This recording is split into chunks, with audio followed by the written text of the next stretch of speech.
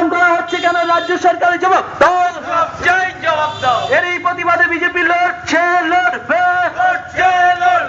রাজ্যে এলসিপি রিলিজের কারণে এত মৃত্যু হচ্ছে কেন রাজ্য সরকারের জবাব দাও।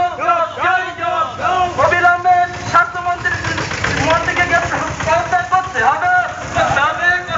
অবিলম্বে স্বাস্থ্যমন্ত্রীকে পদত্যাগ করতে হবে।